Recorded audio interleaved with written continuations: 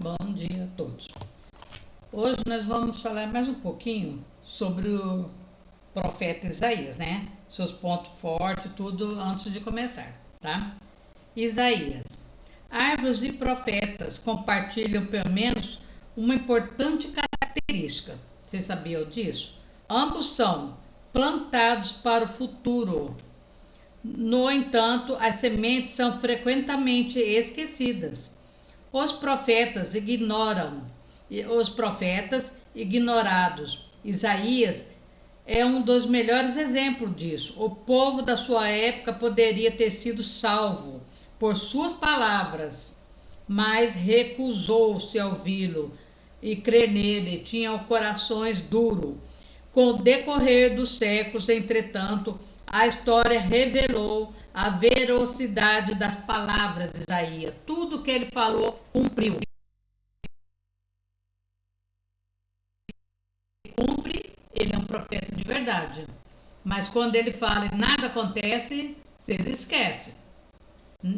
Isaías exerceu seu ministério durante o reinado de 5 reis, mas no início ele não tinha intenção, né, de ser um profeta.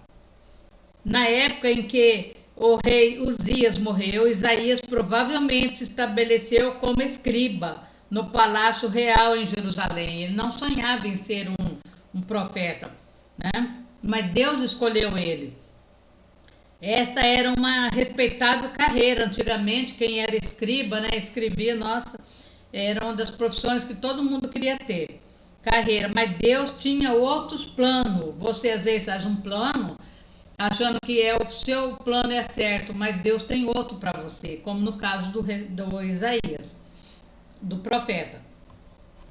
Mas Deus tinha outro plano para ele. O relato do chamado Isaías deixa pouca dúvida a respeito do que o motivou durante meio século, né? Sua visão de Deus foi inesquecível. O encontro com Deus afetou permanentemente o caráter de Isaías, de modo que ele refletia o Deus a mensagem, algumas do consolo, outras de confronto. Ele vivia uma vida boa, né? Estável. São tão diversas que alguns chegaram a crer que viesse de autores diferentes. O testemunho de Isaías é que as mensagens provêm do único capaz do ser perfeito, tanto em justiça, quanto em misericórdia, ou seja, o próprio Deus. Você não pode mudar a Bíblia, principalmente quando é um profeta de Deus que falou. Você fala, eu não gostei dessa frase, eu quero que mude a Bíblia, porque eu não gostei dessa frase. Não pode, gente, porque isso foi verídico. A Bíblia é uma palavra, uma história verdadeira que aconteceu, né? Quando Deus chamou Isaías, né, para ser profeta, não o encorajou com previsões do grande sucesso antes, né? O preveniu de que o povo não ouviria. De qualquer modo, Isaías deveria falar, mesmo que alguém não ouvisse, e escrevesse suas mensagens. Deus mandou ele escrever, porque no final alguns ouviriam. É igual eu estou fazendo aqui. Eu estou fazendo o que Deus mandou fazer, né? Falar a palavra dele, pregar. Mas vocês pensam que muita gente quer ouvir? Não quer, gente. Não quer. Se fosse falar de fofoca da vida alheia, vocês podem ter certeza que estava bombando. Mas quando é de Deus, é diferente. Viu? Deus comparou o seu povo a uma árvore que teria de ser cortada, a fim de que outra pudesse crescer do seu antigo tronco, porque aquela estava muito já envelhecida pelo pecado, né? Não estava dando bons frutos. Nós que somos parte daquele futuro, podemos ver que muitas promessas de Deus concedidas através de Isaías se cumpriram em Jesus Cristo. Também ganhamos esperança ao saber que Deus está ativo em toda a história, inclusive em nossa própria história. Quais foram os pontos fortes de Isaías? Ele foi considerado o maior profeta do Antigo Testamento. É mencionado no mínimo 50 vezes no Novo Testamento. Ele transmitiu mensagens poderosas de juízo e também de esperança. Ele desempenhou um ministério consistente, embora quase não recebesse resposta positiva por parte de seus ouvintes. Ele poderia ter até desistido, né? Mas ele continuou fiel a Deus. Seu ministério estendeu-se durante o reinado de 5 reis de Judá.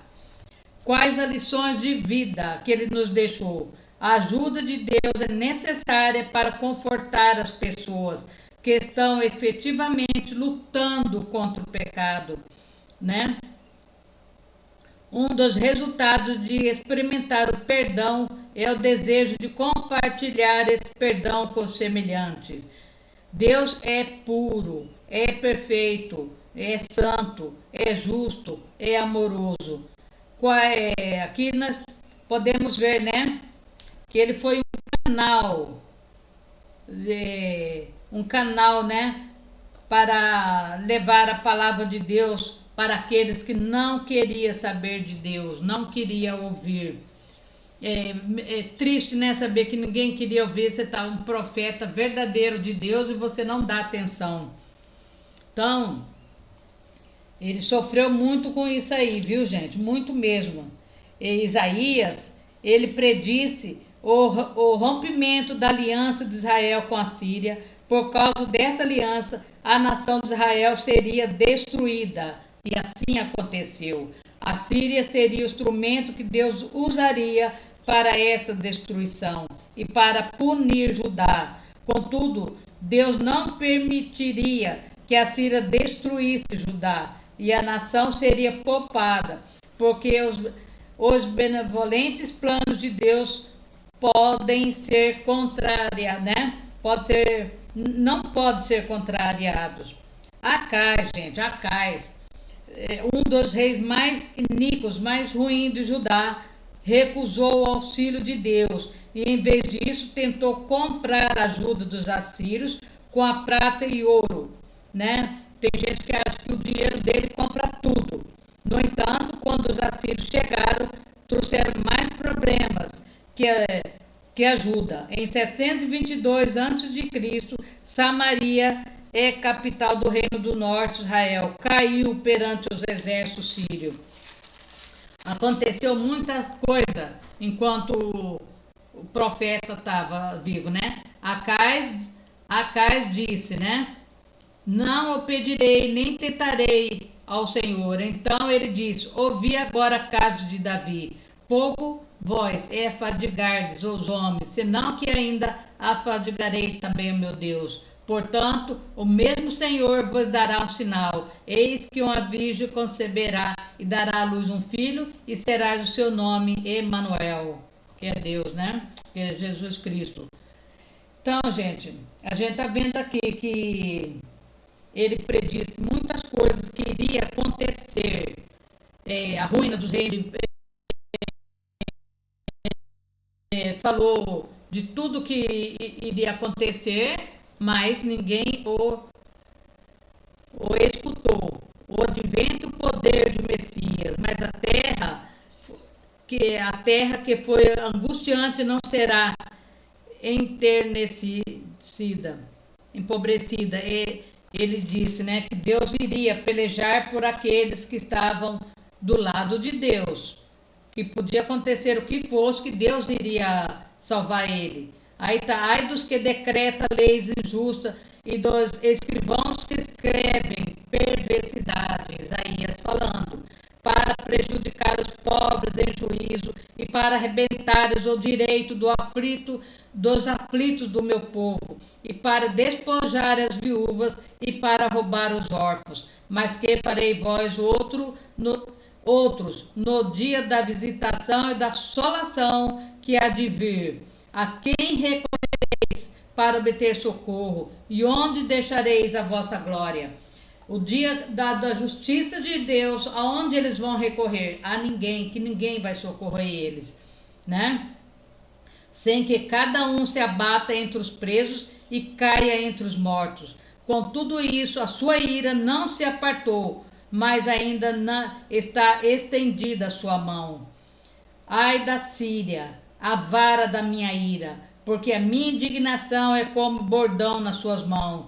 Enviá-la-ei contra uma nação, hipócritas, e contra o povo do meu furor lhe darei ordens, para que lhe roubem a presa, e lhe tome o despojo, e o ponham para ser pisado aos pés como a lama da rua.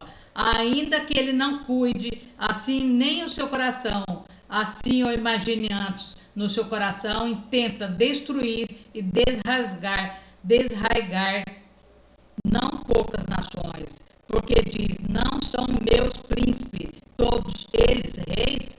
Não é, né? Deus irá derrubar um por um, e a fúria de Deus é grande, gente. Quando não brincam com Deus, porque Deus, ninguém viu ainda a fúria de Deus sobre uma nação. Quando Deus vê que o seu povo está sendo injustiçado, massacrado, aqueles que estão orando, sendo zombado, a fúria de Deus vai vir, ninguém vai poder salvar eles, ninguém. E Deus ainda fala, não ore por aqueles perversos, não ore, porque Deus não quer que ore, porque chegou o tempo da justiça divina, tá? Então nós vamos orar e vamos clamar a Deus. Senhor Deus Todo-Poderoso, peço a Ti, Senhor, que venha abençoar todos esses que estão orando comigo, todos que estão, Senhor, nesse momento em comunhão contigo, Senhor. Que o Senhor abençoe a casa dele, Senhor. Que o Senhor abençoe o serviço dele.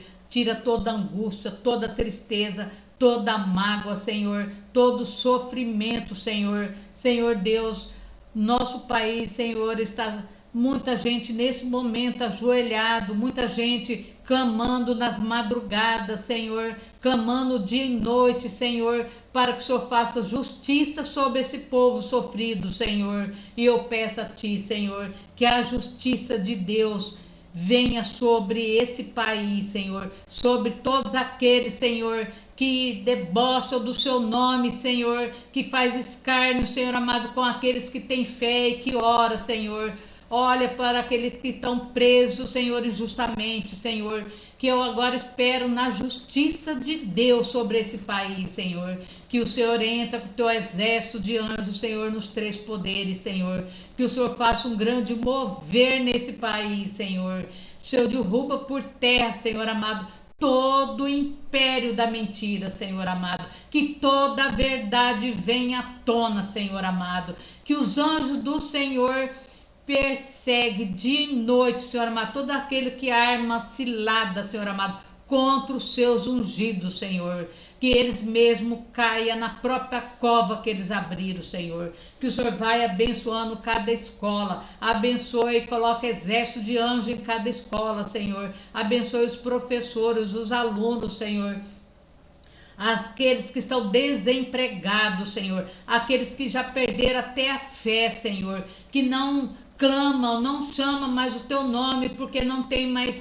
por onde correr, não acredita mais de tanta injustiça que a gente vê nesse mundo, Senhor. Mas eu clamo a Ti nesse momento, Senhor, que muda a nossa história, Senhor, muda a nossa história, Senhor. Abençoe aqueles que estão internados, que estão em coma, aqueles que estão desenganados, aqueles que estão sofrendo dos nervos, de tanto passar raiva, nervoso, Senhor, que o Senhor vai abençoando, Senhor, abençoe grandemente aqueles que fazem hemodiálise, Senhor, aqueles que estão desenganados pela medicina, Senhor,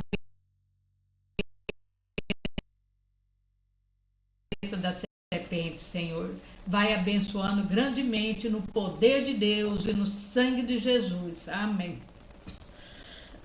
Muito obrigado, tá, gente?